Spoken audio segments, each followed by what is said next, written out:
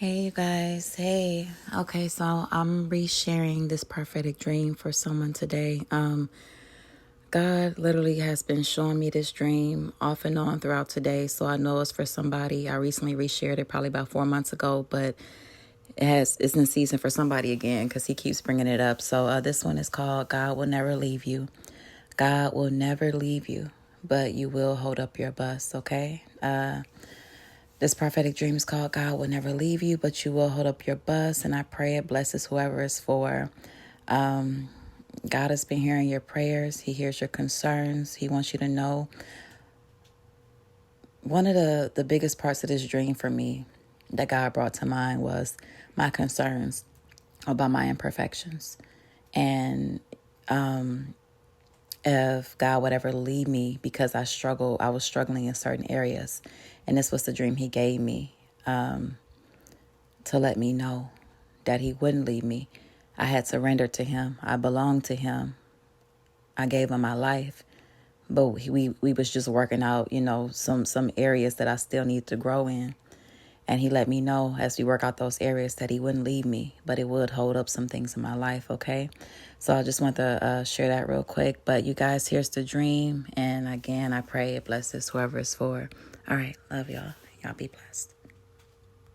Hey y'all. Okay, so I need to share another prophetic dream. I got to get this one out because I've had so much warfare trying to get this dream out. Um, this one I had on April the 4th. I had it on April the 4th of this year, 2023.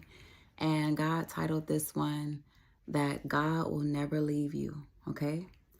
God will never leave you, but you will hold up your bus. Okay? The title of this dream is God will never leave you, but you will hold up your bus. All right, so I'm going to jump right into the dream. The first scene of this dream, me and my daughter are upstairs, and I have a knowing that she just got some new clothes, right? So she just got some new clothes, but there's one item in particular that I'm really excited about, right? And it's this all white dress. This dress is so pretty, y'all. This is like the prettiest dress she's ever owned, and it is so beautiful. And she's supposed to be getting dressed or whatever, right? So her school bus gets here, and I check her bags. Her bags are ready. They're packed. They're ready to go, and I just need to grab her. And so when I turn to look to her, she's not dressed. And so I was a little disappointed because like I was so excited, to see her in that dress. And, her bus is here, her bags are ready, but she hasn't put her clothes on, right? So in the dream, I say, okay, well, I'll just let the bus driver know or whatever that they can go, and I'll take her myself. I'll drive her there myself. Okay. So that was the first part of the dream. Now, you guys, this has happened to me several times in the natural with me and my daughter, to where either the alarm clock didn't go off on time, or we woke up late, or we were running behind, and I had to call the bus dispatcher and let them know, that I'll just take her myself, so I didn't hold them up. Okay. So um it was funny because this is how God related this to me. Okay. So in this first part of the dream, I'm representing God in the dream, okay? I am representing him in a dream, and my daughter is representing me in a dream, and representing, us, whoever this word is for. That's what she's representing it in this part of the dream. So one thing God was showing me, some of the promises he has talked to us about, right? Some of them require us to change different things. And some of these things are pretty close to home. Some of these things you have struggled with your whole life. And he has talked to you about changing them for the better, okay? And so long story short, let me be transparent with y'all. So my thing is my weight, right? So once upon a time, I gained a lot of weight, and God helped me lose like over 200 pounds, right? So I've struggled with my weight. I've struggled with my weight most of my life. Probably in high school, I was around 245. I was always in the 240s all throughout high school. And then after that, like I got like in my early 20s, I got to 310, and then I got pregnant with my daughter, And in my pregnancy, I got up to the fours. I think I got into like the 425 or 427 or something like that, right?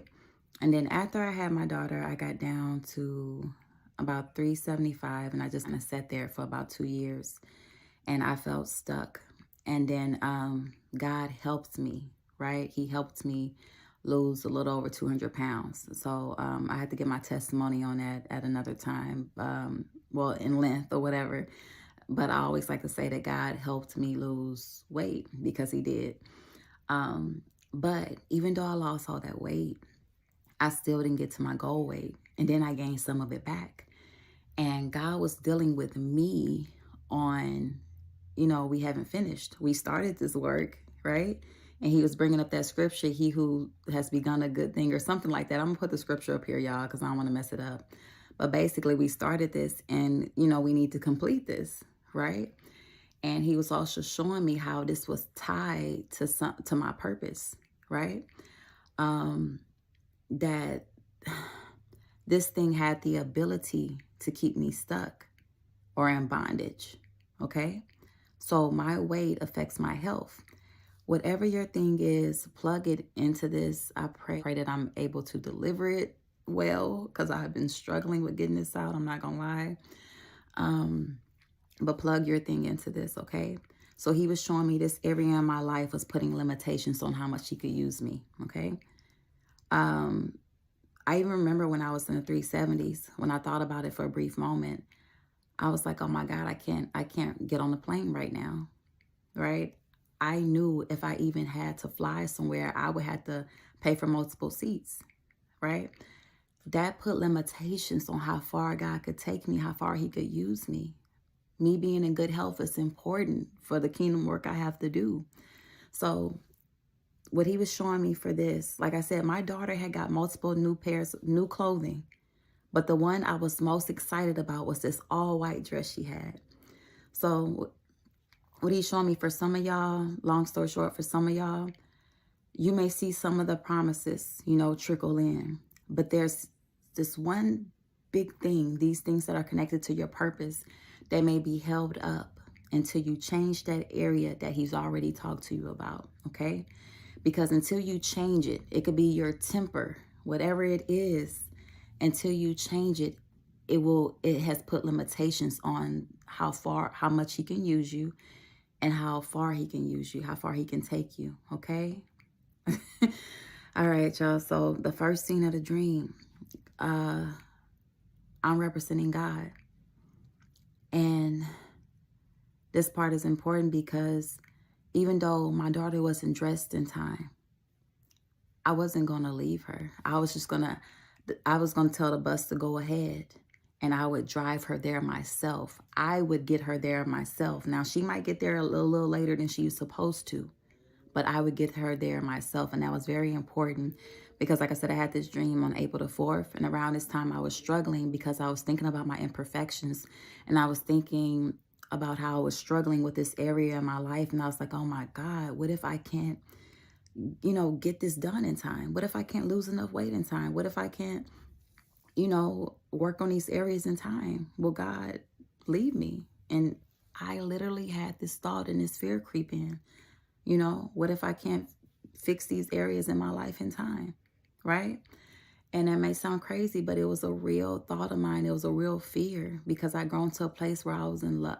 Like, I love God on a level I didn't even know I could. And then when you're used to people leaving your life and you're not sure who's going to be around, you start to get a fear that,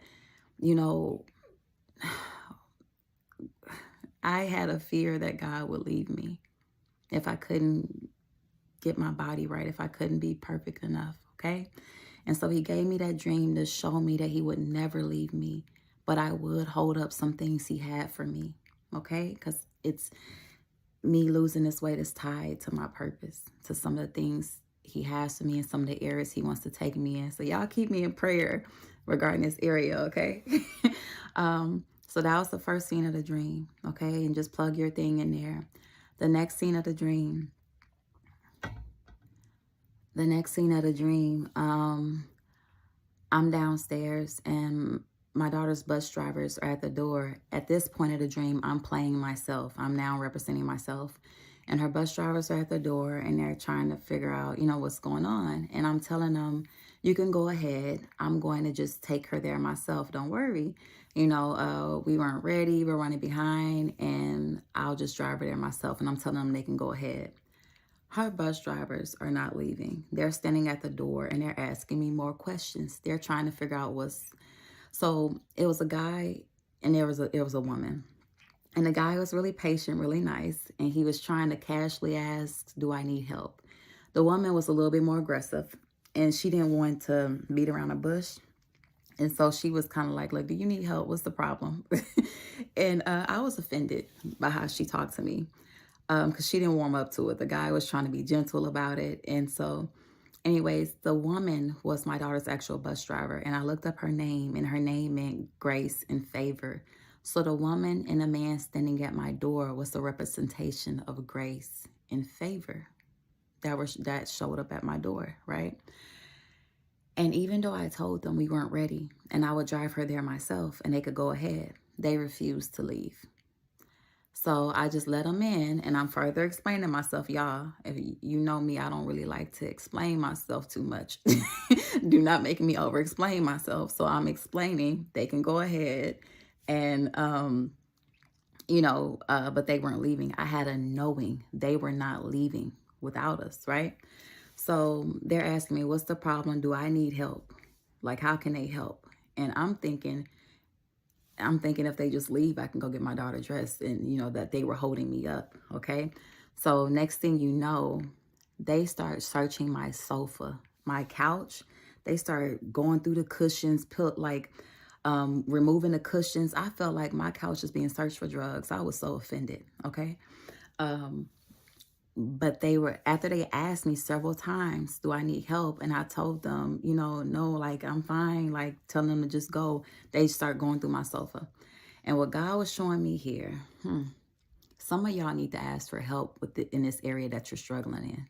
Okay. God has granted you grace and favor. He's granted you grace and favor. You need to ask for help in this area that you are struggling in. Some of y'all think y'all are struggling real bad right now, but you have no idea your situation could be so much worse. If God did not have grace and favor at your door, your situation could have been 10 times worse than what it is right now. That's something he put in my spirit today. It's like you have no idea. But anyways, y'all, some of y'all need to pray for help in this area. Whatever area you're struggling with, you're having a hard time changing. Like I said, for me, it's my weight loss. I don't know, for you, it could be your temper or whatever else, what other areas that God has talked to you about. Ask for help. If you struggle every day, ask for help every day. However much you need help, ask for help. You can never ask God for too much help. You will never get on his nerves. It's impossible. He loves when you talk to him, okay? Ask for help. Help is knocking at your door. Help is waiting for you to tell them what you need. Okay. Something else he showed me in this part of the dream. They start searching my couch. I felt like I was being raided. Like they was like going through my couch or something, looking for something. And what God showed me, they were rearranging my comfort. Jesus. Because God has a purpose and a plan for your life, right? Like, remember I told you, God, in the first scene of the dream, he was going to drive you there. He was going to drive us there. We might get there later. This dream is for two different types of people. For some of y'all just might get there later, right? And then the second group of people, you're going to get there later, but there are other people attached to you, to your purpose. So not only are you going to make yourself get there later, you're going to cause them to be later too. Okay? That's how he showed me this dream, okay? The bus driver wasn't willing to leave in the second scene of the dream. She refused to leave. They refused to leave. They weren't leaving without us. And so they were rearranging our comfort. God has been rearranging some of y'all comfort, making y'all uncomfortable to help shake you in this area. Jesus is Lord. So God will tell us stuff the first time, right? But when we don't listen, sometimes he will allow our comfort to be shaken. Because when it's time to go, it's time to go. When it's time to move, it's time to move. So what he did was he allowed, they were rearranging my comfort on they were rearranging the cushions on my couch. They're rearranging my comfort. They were touching my comfortable areas. And I was so offended. Jesus is Lord. Some of the ways, like I said, God is going to tell you what he wants, what needs to happen. He's going to allow you, to try to do it. He's going to even be there willing to help, waiting for you to ask for help. And then after that, he's going to allow grace and favor to touch. He's going to allow your comfort to be touched, okay? And you may get offended by how he did it. Jesus is Lord. You may get offended by how he did it, okay? So that's what God was showing me. He will allow your comfort to be touched, but it's for your good, because your purpose is tied to the purpose of others. For this second part of the dream, this is for the leaders, okay? He is not going to replace you, and he's not going to get somebody else to do it. What he told you to do, you're the only one. You're the only one he wants doing it, all right? Okay, but some of y'all are like Jonah. For this second part of the dream, he's not going to get somebody else to do it. He wants you to do it. So the story he brought up, the Bible story he brought up, was the story of Jonah, and how Jonah had a warning to go tell the people in Nineveh. But Jonah didn't want to tell them. He didn't think they deserved a warning. And so Jonah ran the opposite direction, okay?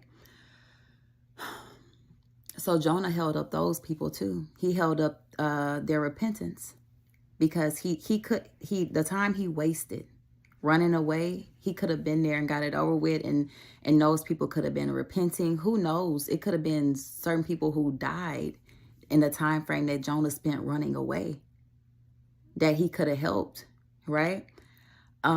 These were just different things I was thinking about. I didn't get to read. I mean, I know the story of Jonah. I've heard it several times. I've seen it several times. But the way God was showing me this, some of y'all are calling. He's not going to get anyone else to do it. So this area that he is waiting on you to work on, not only is he waiting on you, but it's people who he has tied to you who are waiting as well. So my daughter's bus was sitting outside with her bus drivers waiting inside, waiting on us to get dressed. They weren't going to leave. They couldn't leave us if they wanted to. They were waiting for us. So not only were we were going to get there late, but we were going to cause the whole bus to get there late because they couldn't leave without us, okay? All right? And like I said, that part I was feeling for some of the leaders that God is calling. Some of y'all, God has called y'all to be leaders, whether you want to be a leader or not. Whether you want to be a leader or not, there are people that God, he's already set it up. It's people that are waiting for you, right? And not to put too much importance on man, but God wants to use you, and he's not going to replace you with somebody else. So he just wanted you to know that he will never leave you. He will never give up on you, but you will hold up your bus. All right. You may delay yourself or hold up your bus. And again, I'm not saying this is for all the promises. I'm talking about for some of the big deal promises that he told you about. They're tied to you making a change in this certain area, this area that you've been struggling with. Okay. So that was the message, you guys. He said he will never leave you, but you will hold up your bus. And just, I would say, go pray and talk to God about this some more and ask him for help if you need help in this area. All right. He wants y'all to know and be aware and be prepared. All right. I love y'all. Y'all be blessed. Okay, you guys, God showed me this in a different way too. For instance, a man could be holding up his family. Okay. He could be the head of the household, and God is trying to get him to work on some areas that he told him to work on. And he has his family waiting, right? The bus could be his family waiting. So yes, it's some leadership roles, and the leadership roles may not always look the same. Or you could be a wife holding up your family, whatever the case may be, because God has been talking to me a lot about kingdom marriage too. So some of the changes he's asking y'all to make, it's not just going to affect you. It's going to affect the people that are tied to you. Right? And that could be, like I said, a man holding up his family. They're waiting on him to make that change. So not only is he holding himself up, he's holding them up as well.